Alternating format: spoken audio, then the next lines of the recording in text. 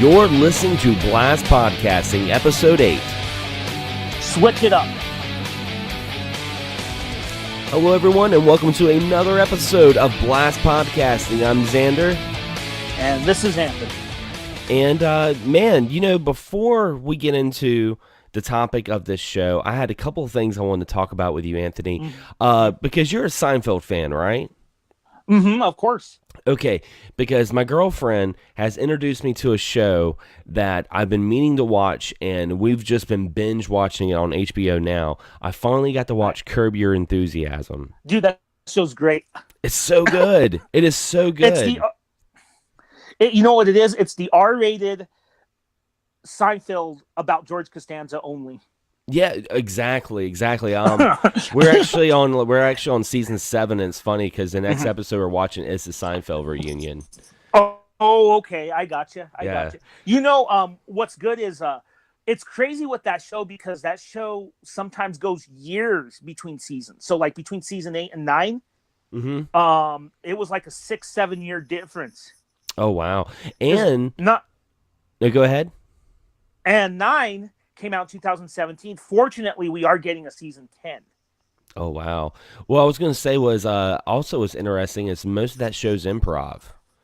Like they don't really have. I mean, they have an outline script, but all the dialogue, especially with like Richard Lewis and Larry, it's all improv. Which I was like, man, this is really good. But yeah, it's a really good show. I will definitely tell anyone who's listening, if you're a big Seinfeld fan and you have not watched Curb Your Enthusiasm, do so now. It's really good. Also, go ahead.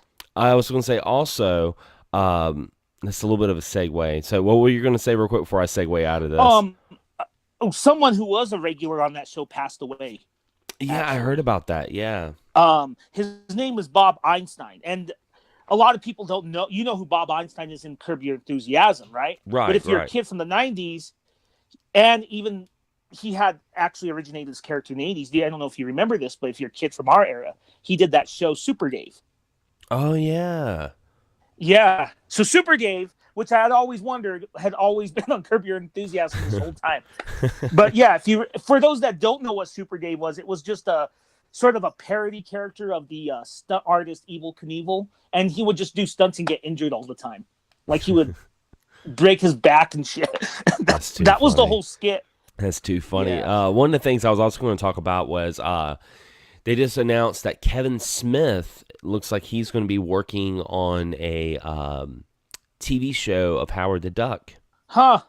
Which is going to be really interesting. And, you know, it's one of those things, like, Howard the Duck is pretty badass in the comics. A lot of people just remember the movie, though. Yeah, Howard the Duck, created by Steve Gerber, was a very cynical and very social political comic. Mm-hmm. Whereas the movie, I don't know what the fuck that was all about. Duck sex.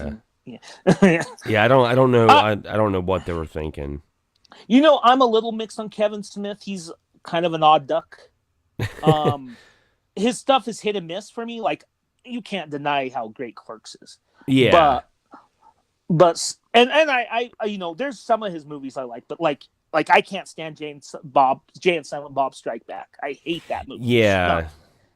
Yeah, no, I understand that. And have you seen Tusks? That's a weird fucking movie. I haven't seen that. Yeah, it's different. Yeah, I mean, the way Kevin Smith is with me, like I like some of his stuff. Like I love his like podcast of like Fat Man and Batman show. I like watching that. That one comic reality show they had was pretty entertaining. The only thing I don't like about Kevin Smith is every time there would be a new Star. He doesn't do it anymore, but every time a new Star Wars movie came out, he was like, "This is as good as Empire Strikes Back." I'm like, dude, you can't say that for 2 movies. He said it for Force Awakens, and then he turned around and said it for Rogue One, and I was like, come on, man. Even though Rogue One was really fucking good, but you notice he didn't say a whole lot about Last Jedi, though. Yeah, he didn't. And speaking of George Lucas is the one who directed Howard the Duck. Yeah. So that's interesting. Wow, what a drop. What a full circle, huh? We just Kevin Bacon the podcast. Oh shit, Kevin Bacon. Yeah. So for this episode, we were thinking about switching it up a little bit. No pun intended. Actually, all pun intended.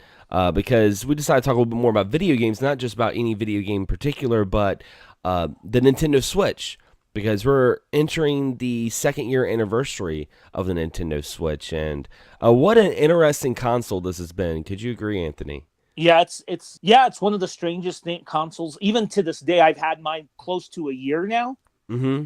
and it still fascinates me how bizarre it is. It is bizarre. Let's be honest. It is bizarre. Yeah, because it came out around the time that, I mean, even if you're a Nintendo fan, you can't deny that it came out at a time that Nintendo was just in a very weird place with the Wii U. I liked the Wii U. I thought the Wii U was a good console. I think it was very underrated. Had some great first party games. Third party was a hit or miss. Some may even say it was just non-existent. But the idea behind the Wii U and just the games were really awesome. But I know a lot of people they were just not big Nintendo fans, and it was funny when the Switch came out, you ended up having a lot of folks who were not really in the Nintendo start gravitating towards the Switch. This was something really, really innovative. Yeah, the Wii U is like the prototype to the Switch. I like the Wii U though. I like the Wii U a lot. I agree with you, but it is the prototype because the Switch wanted to be what the Wii U wanted to be what the Switch became. Yeah. Because that was when the Wii U came out, it was heavily marketed. Oh, you don't always have to play on your TV. Yeah. But the problem with the Wii U was, like if your girlfriend wants to watch TV or whatever, and you want to play your Wii U, that's great. But you can't take your Wii U with you. The Switch, however, does again, your girlfriend can still watch TV and you can, still play on the couch. However, you can go in the bedroom or go somewhere else entirely with the Switch. So there you go. Yeah, because the Wii U, like you couldn't go too far away from the console before it would it would just dip out. And I liked what the Wii U was, but the Switch just made all those things a lot better. I just remember, I don't remember a console having as much hype as the Switch before it came out. When it was back when it was called the Nintendo NX, I felt like we had so many videos, so many rumors, so many speculations about the Switch back in its prototype days. You remember when they had that one bogus controller that was the all touch screen and it looked like like a freaking Stewart's head from Family Guy. It was this weird triangle shape and everyone's like, "Oh my god, what is this?" I think it had two thumbsticks and everything else was touch screen. Yeah, I remember that. Oh, shit. And I remember when the Switch was revealed. Not the Direct. Everyone remembers the Direct. I'm talking about that video that came out in October, November of 2016. Yeah. Where it showed, I remember one of the things it showed was Skyrim on the run. Which, a lot of what was funny about that was, it's rumored, but then now it's true because I'm looking at the case of it right now. But there you go. How is it on the Switch? I like it. I'm not the biggest Elder Scrolls fan. I like Skyrim just to fuck around with. It's one of those games you could just fuck around with. Mm-hmm. But it runs great in handheld mode. It runs flawlessly, to be honest. That's pretty cool. I mean, and it's it came out back in 2011, so I mean, it's not going to look the best, but I mean, I still think the game's aged pretty decently, for what it is. Who would have thought that you could play that game handheld? And that's the interesting thing about the Switch, my friend. Let's segue into this for a second. Mm-hmm. Nintendo, since I think the N64, let's be honest, Nintendo has struggled with consoles, except with the Wii. But the Wii, even there, it struggled in some ways because the Wii honed into an untapped market, but kind of left some of us, a little wanting for desire. Not to say the Wii's a bad console, because there's a lot of good stuff on there. Yeah, the Wii was just a very weird thing. It really was. Yeah. So, but the one thing that Nintendo never struggled with was handhelds. Mm-hmm.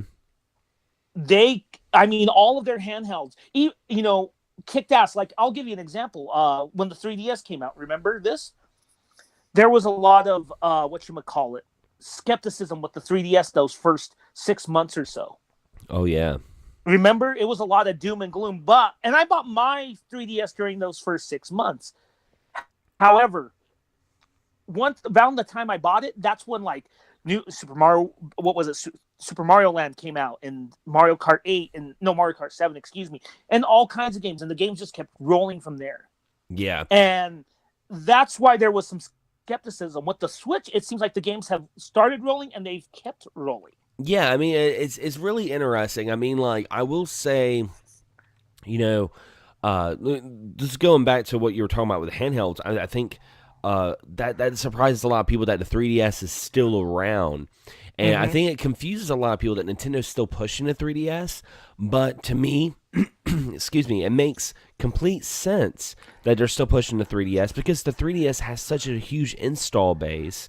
It's so affordable. It's like the economy handheld for families. I think a lot of people forget that, not everyone who games is like in their 30s. You have kids too. Right. And this is something that they can get and, have a huge library of games. Like my nephew got a DS Lite for Christmas. And when he got that, of course that's a DS Lite, but I'm like, man, he's got so many games he can play. There's so many freaking games when it comes to the handheld market. Oh, yeah. Yeah, exactly. And I don't think they're pushing it as hard. Releases have really skimped down on the 3DS. I think the next big one might be even the last. Maybe, I don't really know. Is that Kirby robot game? Oh, no. That's already out. Oh. You're thinking about, because they're about to release Kirby's Epic Yarn that was on the Wii. They're about to release that on 3DS. Oh, that's coming out on the 3DS? I thought that was coming out on Switch. My bad. Nah, it's all good.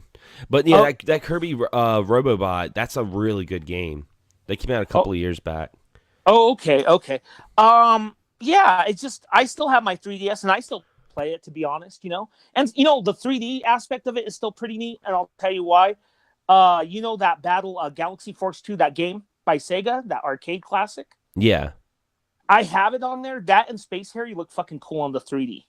I know. Yeah. I've always wanted to play Space Harrier on the 3DS. I unfortunately don't have a 3DS anymore.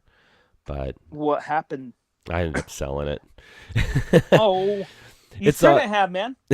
I know. In my opinion. Yeah. I mean, I'm eventually going to go and get another one because I mean, like the way it's kind of going now, I'm just waiting for some good things happening with the R4 cards, and I'll just end up just buying a 3DS and an R4 card. Be fine. I got you.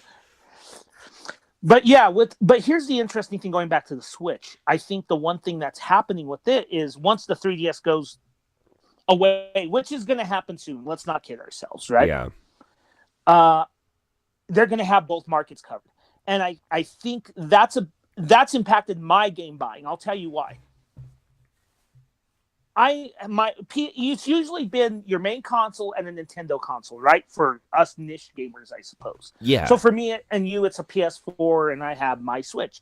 Mm-hmm. But lately, what I realized, I thought about this. I knew we were going to do this podcast. I realized, how many third-party games, and not really big ones per se, but how I've chosen to put on my Switch over my PS4. Probably a good because amount. Of the ability. Yeah. Yeah. For example, Diablo 4. Let's use that. I've had it on PS4, but I deleted it because it seems more. I don't know what the word. It seems like it's more not plausible. I don't know what the word is. It just seems better to play on the Switch right now because I can take it wherever I want. It's more convenient. Yeah, more convenient. The funny thing is, and I've tried to explain this to some people, because Nintendo's always been looked at as like, oh, that's they make kiddie games. They're like a kid company. The thing about it is, I think the Switch is the most adult-friendly console that's came out in a very long time, and here's why. If you're someone who works a lot, if you're someone who's on the go a lot, there's games that you can play on the Switch that would be still in your back catalog if you just gamed on the PS4. Exactly. Because case in point, like I haven't had a chance to play Persona 5 yet. Right. We all know Persona 5 is going to eventually come out on Switch. As a matter of fact, there's going to be a Nintendo Direct today. And today? Hold on. Today, they confirmed it? Yeah. Oh shit. Okay, I'm watching that because there's supposed to be some big news. Yeah, so there's going to be a Nintendo Switch Direct today. And they're probably going to announce Persona 5. That's what I'm thinking. I haven't had a chance to play it. Now, you know, because you've played Persona 5, how long that game is, how much content that game has.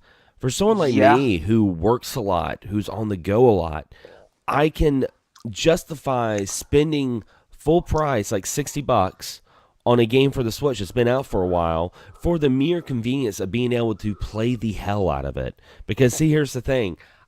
Normally I probably wouldn't even have time to chip away at that game because I'm working all the time. But with the Switch, I can take it out, and that's why I say that this is the most adult-oriented console that Nintendo's put out in a very long time. Well, let me tell you this. Now, mind you, just a little caveat. I don't know if it's my favorite Tales game because I recently beat Tales of Berseria, and that game, goddamn, that hits hard. That's kind of a devastating ending too. But regardless, Tales of Vesperia came out, and that is my favorite Tales game. Well, might be. You get the point anyway. Yeah. That came out last month on Xbox One, PS4, and Switch, right? Right. And I love that game. I played the original 360. I jumped on the Switch version of that. Yeah.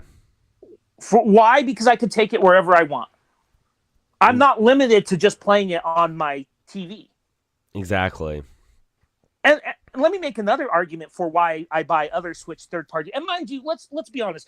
You're probably not going to see Kingdom Hearts 3 or Resident Evil Remake or some of those, right? Yeah. That's fine. But this is also a big factor in indie games. I'm a big fan of Overcooked, okay? I'm a big fan of Overcooked. And I had it on PS4. I deleted it because I bought it on the Switch when I first got it. However, during that time, because I bought Overcooked when it came out, not when it came out on the Switch, but when I got my Switch last year. But Overcooked 2 came out, right? Mm-hmm. So again, I had the choice. Do I buy on PS4 or do I buy it on the Switch? I bought it on the Switch. And here's why. Not necessarily for the portability in that case, but because of the Joy-Cons. Because it's easier for me to get my Joy-Cons set up than to buy 2 more PS4 controllers for multiplayer. That's a good point. Now, I was about to say, Anthony, do you have a Pro controller? No, not yet. I was going to say, because, man, that by far is probably one of my favorite controllers of all time. I will go ahead and say that. It is really nice. I like the PS4 controller. I actually use a PS4 controller a lot when I'm like playing on PC and I'm playing like emulators or I'm playing on my Pi. I use my PS4 controller. But the Pro controller has such a great battery life. I seriously charge that thing probably like once a month. Jesus. Yeah, I mean, it's crazy. I probably charge it like once a month. It's got crazy amount of battery life, like 40 hours battery life, and the indie market on the Switch is just crazy. There's so many games on the Switch when it comes to the indie market, and that's another reason why, like I do a lot of my reviews. I do a lot of reviews on Switch titles, and a lot of people are like, "Oh, it's because it's Nintendo. Xander loves Nintendo." I'm like, oh, it's not necessarily that. It's because, when I'm going to work and it's a slow day at work, I can pull out my Switch and play it. If I'm working, a 12-hour day, by the time I get off work, I don't feel like playing the PS4. Right. So. Exactly. You can just, it's easier to play too,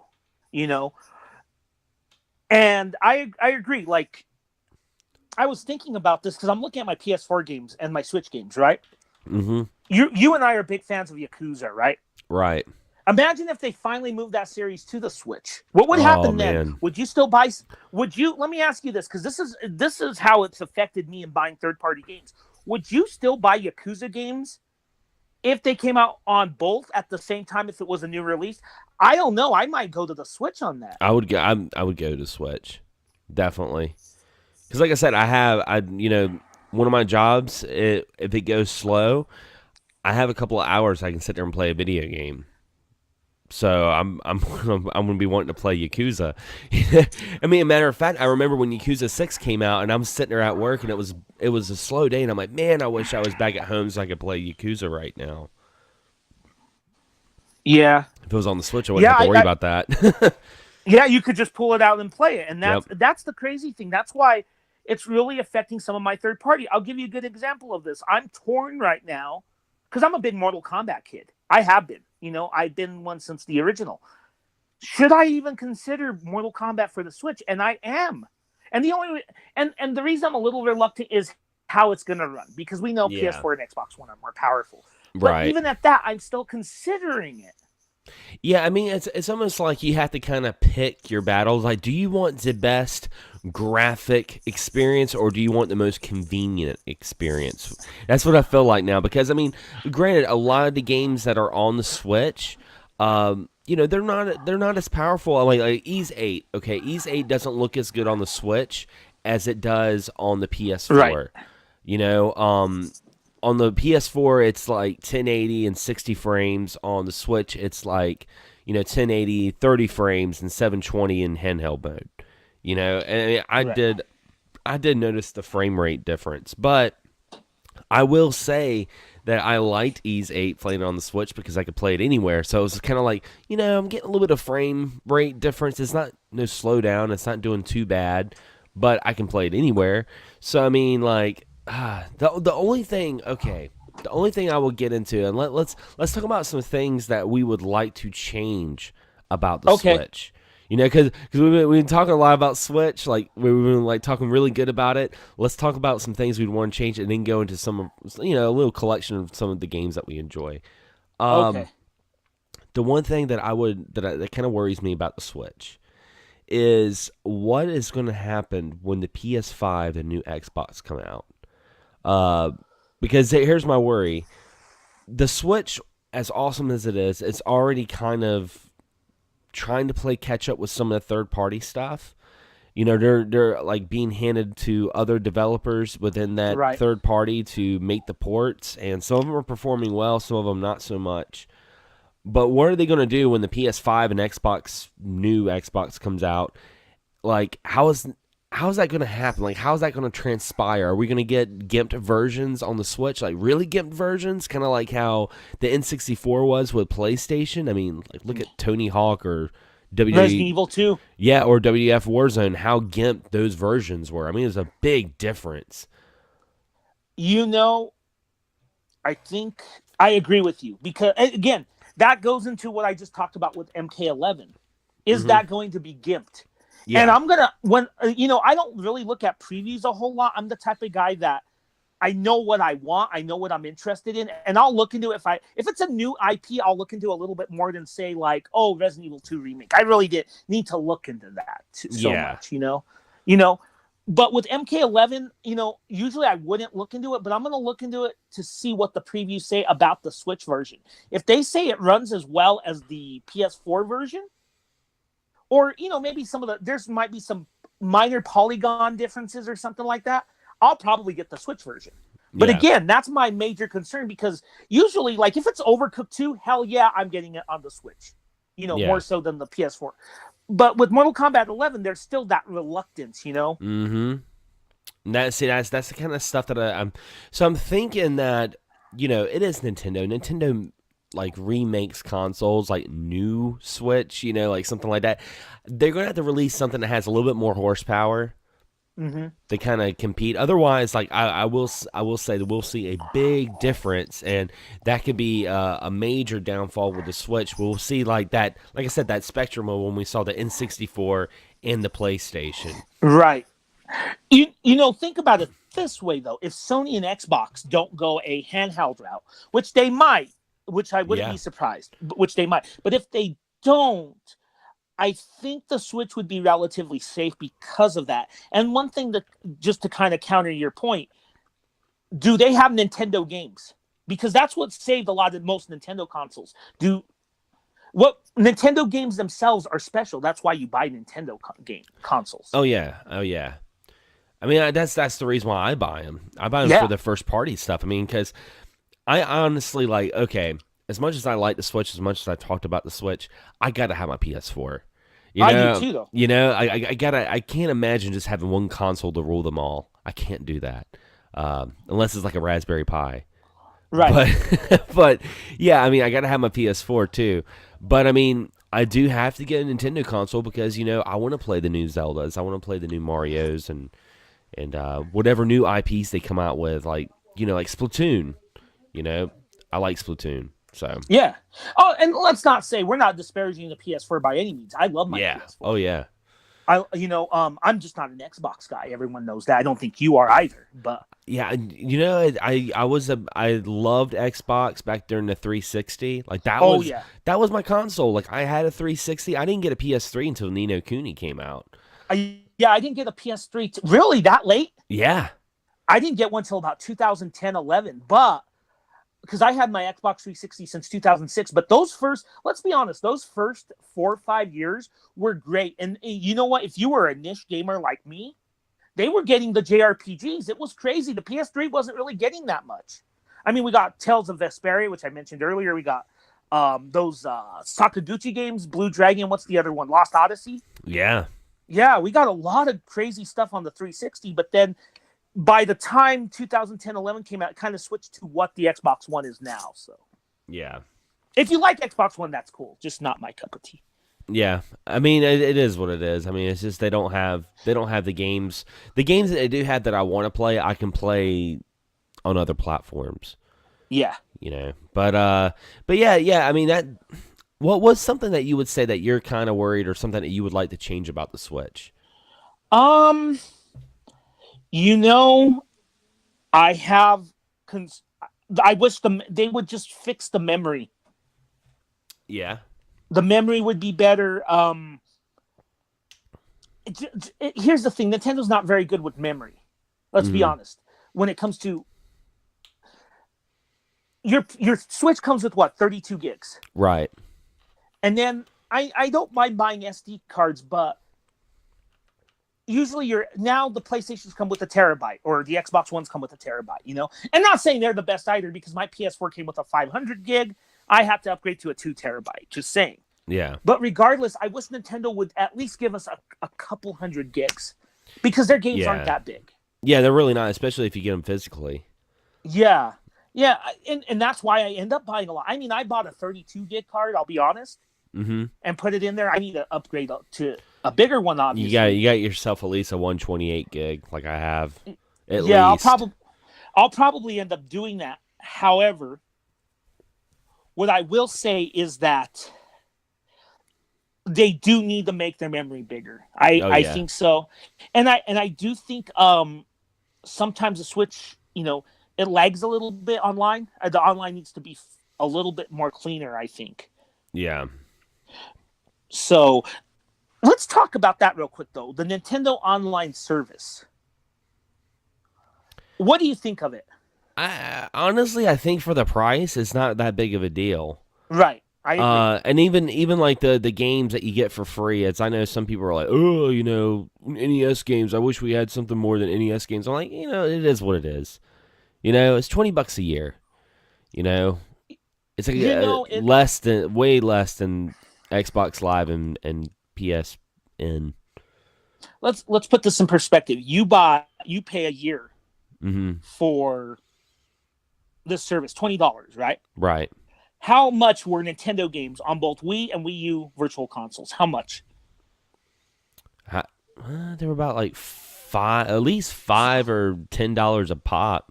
$5 a pop for NES games. Yeah. Okay. How many games do you get for $20?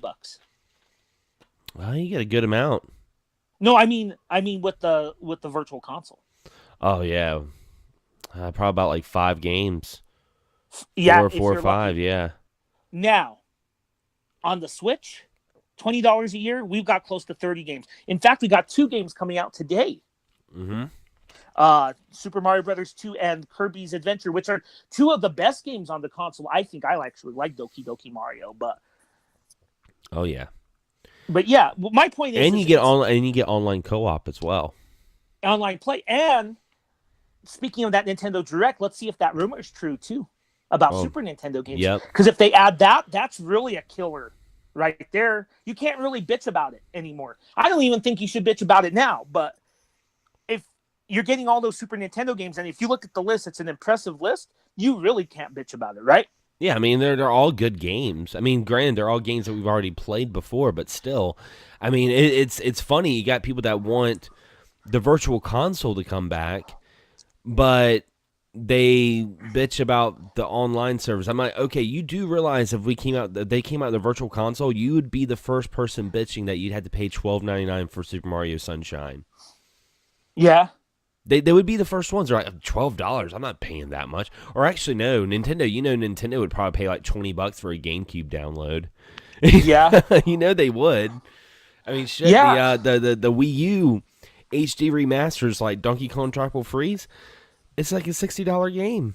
I paid that much for it too, but I never played the original too, though. That was one I missed out on. So to me, it was worth it. But I get why maybe you if you owned it and you wouldn't buy it, that would make sense. Yeah. Yeah. No, I mean, but yeah, I mean, they would be the first people to complain about it. Like, that's why I always think it's kind of funny when people are like, well, you just want a virtual console. I'm like, you guys do realize that when the virtual console was out, you were the guys that were complaining that you had to pay $7.99 again for Super Mario Brothers 3. And look, if you look at the NES, yeah, exactly. And I would be one of those guys, but I like this better. And here's the thing. Let's be honest. Some of those games on the NES do not age well. Let's be honest in that service. Okay? Yeah. But I don't complain about them because they're not free. I just don't play them. Like pro wrestling, that's not very fun. Soccer is not very fun. Ice hockey, on the other hand, is great with a group of friends, though. That game's a blast. But a lot of those games, some of those games, but you still get really good ones, though. I mean, you get fucking Legend of Zelda. I like Zelda, too. I'm a big fan of that game. Some people don't like it. Mm-hmm. But my point is you get a lot of quality stuff for $20. Even if you owned it and you're just playing for the chance to play online, why complain? You're just getting it. You know? Yeah. And if it's really that bad, don't fucking play it. Yeah. Well, let's get into speaking of games because it's well, I don't want to cut too short on time, and I want us to talk a little bit about some Switch games. I want to paint a little scenario for you, Anthony. Imagine you're in a game store right now, and someone's looking at the Switch selection, and they're like, you know what? I just bought myself a Switch. Tell me 3 games that I have to get for this console. Well, I'll give the most cliche answer, and that's Breath of the Wild. Yes. That game is a masterpiece. I don't care what anyone says. I like everything. I even like the final battle. I know you're not a big fan of it, but I liked it. But I like that game is a masterpiece. And I know some people will say, yeah, you complained about the weapon breaking, but I went a complete 180 on that. So. Yeah, I didn't mind the weapon breaking, to be honest. I was like, you know what? That makes it more like a survival. You have to, you can't go in and just kill everything. You got to kind of be sneaky and do traps and shit. I kind of like that, to be honest. I do too. The other game I would recommend as well, another cliche answer is Odyssey, Super Mario Odyssey. Yes. Those are the 2. If you have a Switch, those are the 2 must-own games you have to have. Okay? Number 3 would be a little tricky. And I'm torn between 2 games. Can I tell you both, or do I just need to tell you? Yeah, you can tell me both. Okay. To experience how great multiplayer is, I would either go with Mario Kart 8 Deluxe. And here's the thing. Even if you own the Wii U version, usually the ports that we've gotten have added maybe like an easy mode or something like that, right? Mm-hmm. But Mario Kart 8 Deluxe is not your average Wii U port. It elevates it to a whole new level. Yeah.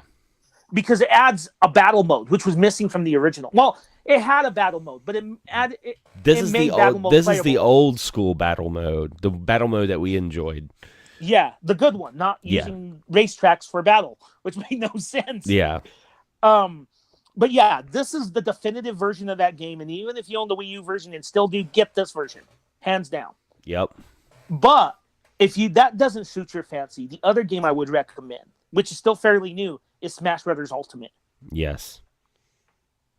So, 2 great single-player experiences, one really long one that's not as long, but still a lot of fun, and then 2 great multiplayer games. Yeah, I will say, like, Mario Kart 8, I mean, I've been playing so much Mario Kart 8 for the past month and a half now. Cause, yeah, I've seen you on playing it.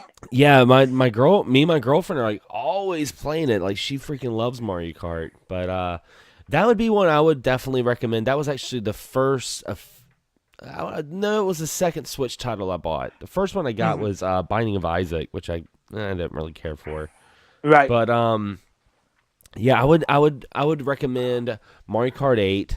Of course, Breath of the Wild. That's right there. And then I would say Mario Odyssey, but I'm going to throw in a little turn here. Hmm. Mario Rabbids Kingdom Battle. Okay. This game here in 2017 was probably the most like, what the fuck? I had no idea this game was going to be so good thing, because you're like me, Anthony. I hate the Rabbids. I hate I those. do. I fucking despise. I can't stand them. But their sense of humor with Nintendo, I don't know what it is, but it was so fucking good, and it's such a good strategy game. It's easy to pick up. I haven't bought it because I still hate them so much. I'm telling you, man.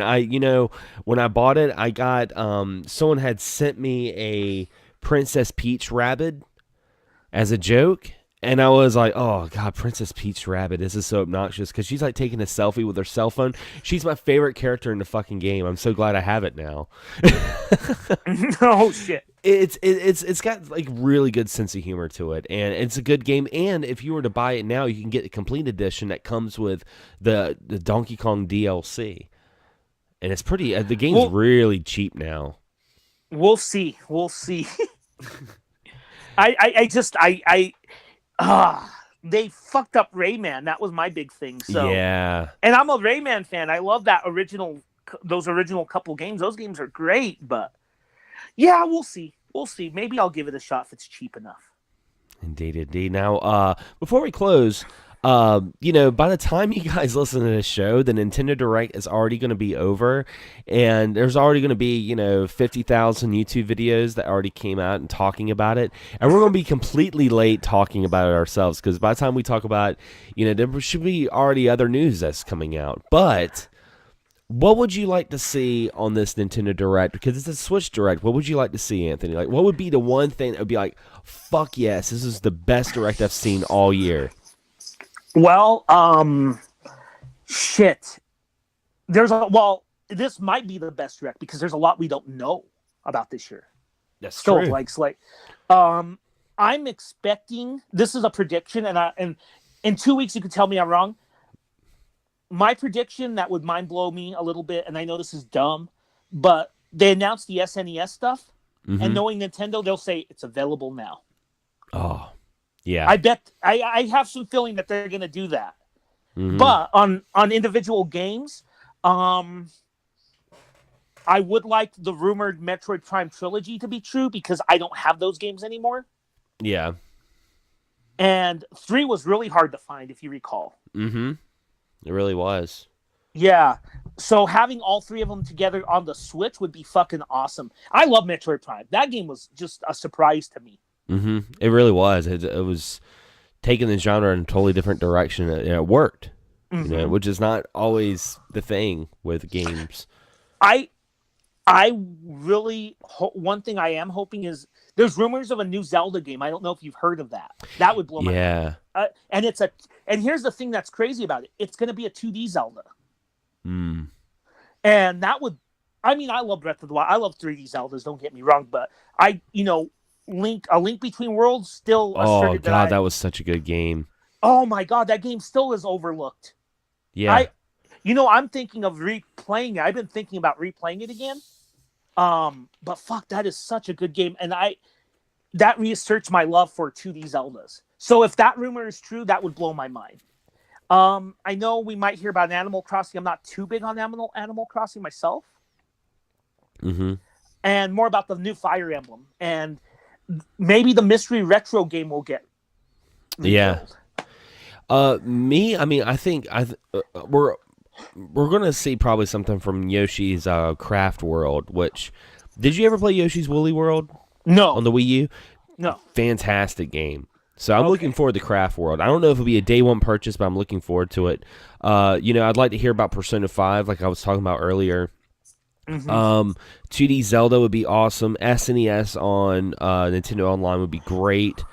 And also, I will say, I would like to hear more about Animal Crossing, because I've been telling my girlfriend about it. Because I'm a big Animal Crossing fan. And I was just telling her about it, and she was just like, this game sounds intense. I'm like, yeah, this is the game we need to play together. Because it's a good game to play with your significant other, Because you're like, yeah, we can like, build our own house. We can do this and do that with our own towns. I would just love to see Animal Crossing on the Switch. I tried the mobile game; it just wasn't the same. And I like New Leaf on the 3DS. That's one of the things I kind of miss not having a 3DS now, because I'd be like, man, I could have showed her New Leaf. But yeah, I'm really curious about this Direct. The way I go into Directs though is I don't expect much. So I don't get too upset when there's not much shown. I think some people go into it way too hyped. I usually don't go into them. I usually do it your way, especially the last regular Direct that we got was in September. And I went into that one, and yeah, we got some good news, like, Final Fantasy and games are coming on the Switch and, stuff like that. But I think this one's a little different because, again, let's be honest, the 2019 release schedule is a complete mystery. It really is. And from what I understand, there's 4 unannounced 2019 games that we have no idea what they are, and they're supposed to be revealed in this Switch. Yeah. So and that doesn't include rumor ones. These are 4 games that no one knows about. Yeah, it's gonna be really interesting. I mean, I'd like to see a release date for Bayonetta 3. That'd be great. Going back to Persona 5, while I do think that we're gonna get Persona 5, which I will double dip and buy it for the Switch, I think we'll also get the Joker release date for Smash Brothers. Yeah. Oh yeah, they'll totally tie that in. They'll probably announce that first, and then Persona 5 are. I guarantee you. And I remember, I think it was you who was telling me about how they always make a better version of the last Persona. Like, you had Persona 4 and Persona 4 Golden.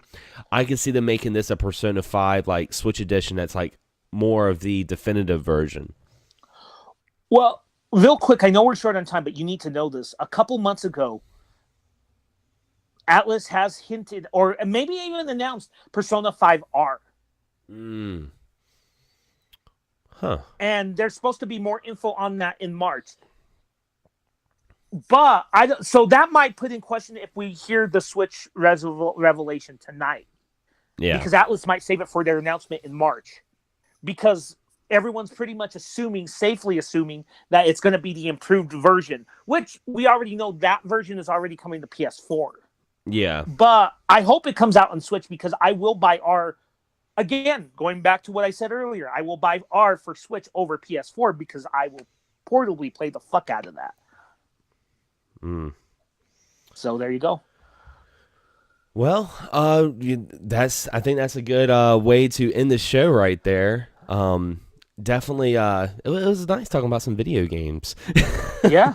You know what? Real quick, I know we have a topic already selected for next week, but let's talk a little bit about the Switch stuff next time we record, even though it'll be a little late. Yeah, just definitely. A little bit. Yeah, definitely. But yeah, our next episode is gonna be it's gonna be very chala head chala. That's what I will say. I don't know what that means, Xander. Well, I do. But again, guys, we want to thank you for listening to another episode of Blast Podcasting, and let us know what you guys thought about our Nintendo Direct predictions 2 weeks from now that you guys are listening to this. Anyway, guys, as always, thanks for listening, and we'll be blasting off into the next one.